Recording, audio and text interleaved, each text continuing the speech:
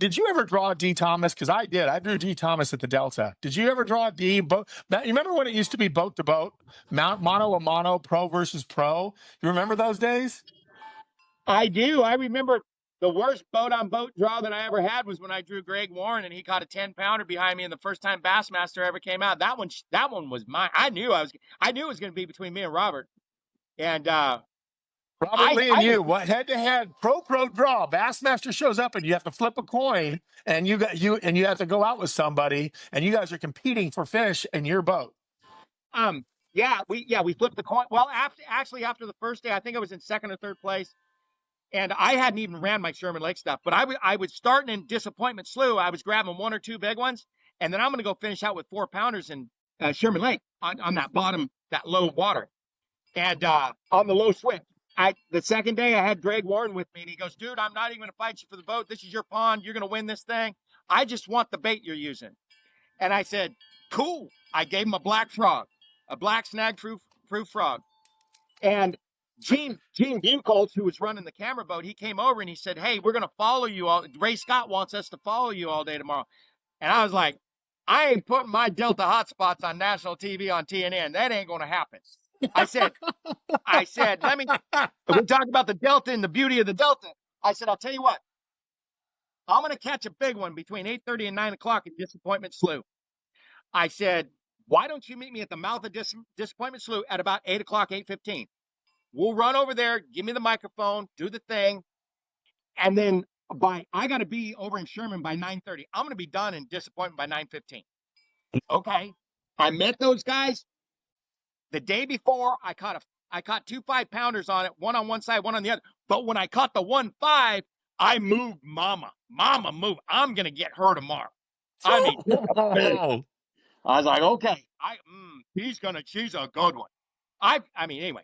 And so the next day I roll over there, they follow me over, and I'm talking to the camera guy, and I hate to show Gene how to do this. Because he's talked a lot out there in the West Delta, knew a bunch of guys and all that. And I was like, oh man, then my whole disappointment program is going to be done, which I was just starting to learn disappointment. And, Robert already knew disappointment and why. He was so far ahead of the curve, and he capitalized on that so big time. Highest quality bass in the Delta in that era. And Robert had such a jump on everybody. He understood it. High tide, low tide, because he did the Byron thing, Potomac River. Don't go anyplace. Learn what they do on the high and the low. Anyway, so I go over there at about I get over there about 8:30, 8:45. Get over to the island, and I'm telling them, I go, "You see that island?" I said, "The sun's coming up." I'm directing the shot. I go, "The sun's coming up over there. Why don't you get behind that right there?"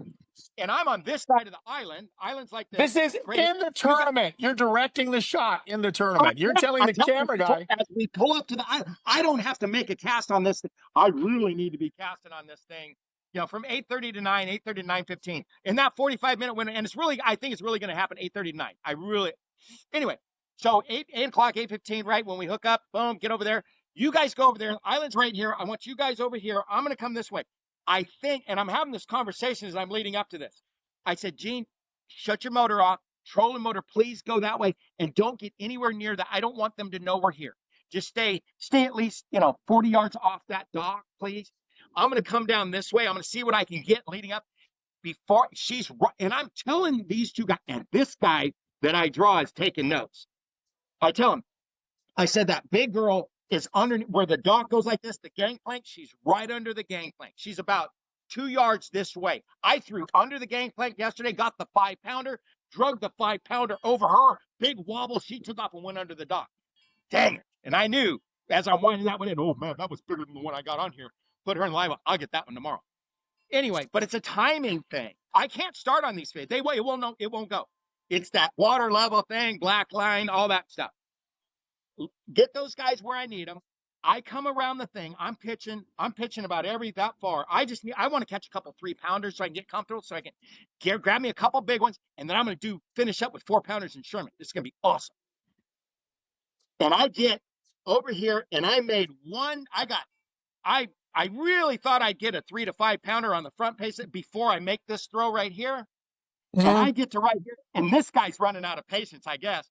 And I go like this, and then I watch this frog go flying by me. And it went right under that gangplank. And I looked at him, Oh, I looked at the camera guy, and I won't tell you what Gene said. What kind of a bop, bop, bop, bop, beep, beep, beep. And I looked at him, I looked back over there, and he moved that frog, and she went, whoo, whoo.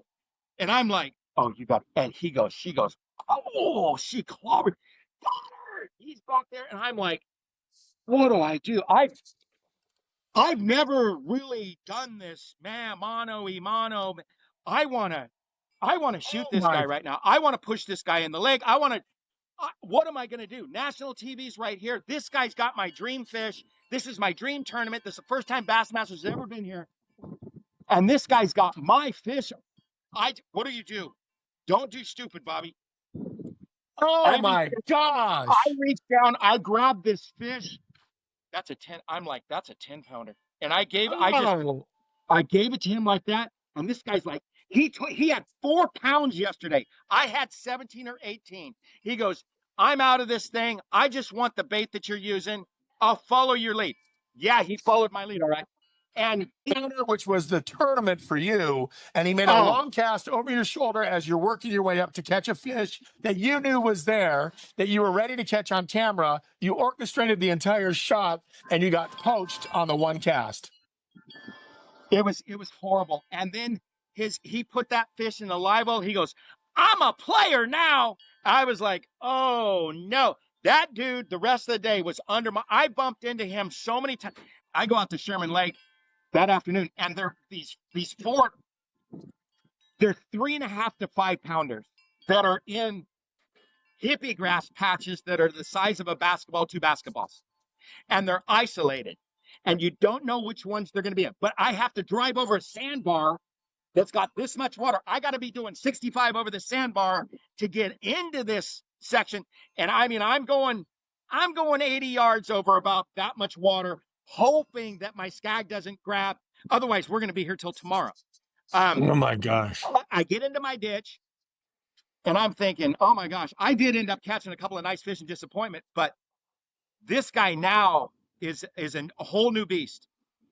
I pull into my little pocket where I should be able to catch 5 for 20 without a 5 to go with my 4 3/4 that I have out of disappointment this morning.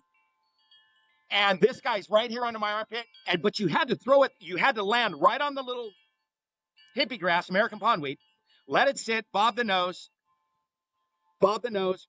work it this far, stop, and they would eat it. They ate it on the stop, on the pause every time.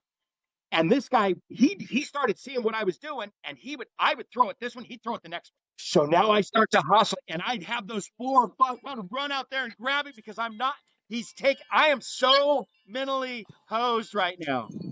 And I'm trying to race this guy to catch my fish that I understand better than anybody on the planet. I'm having all these crazy conversations with myself like I've been having since 8:47 this morning. And I'm like, what is going on? Anyway, I get back. It's a disaster. I think he got one or two of those 4 pounders. I get back, and I'm standing at the weigh-in table, at the weigh-in tub, and Ray Scott comes over to me, and he holds his hand over the microphone. He goes, Bobby, he's got that cowboy hat on. He's got a little scarf. And he looked at me like somebody had just died. You know, and he goes, Bobby, he goes, I heard what happened to you today. Cameraman pulled me off the side and told me. He goes, man, that was some Bush League stuff right there, boy. But it's going to make for some great TV.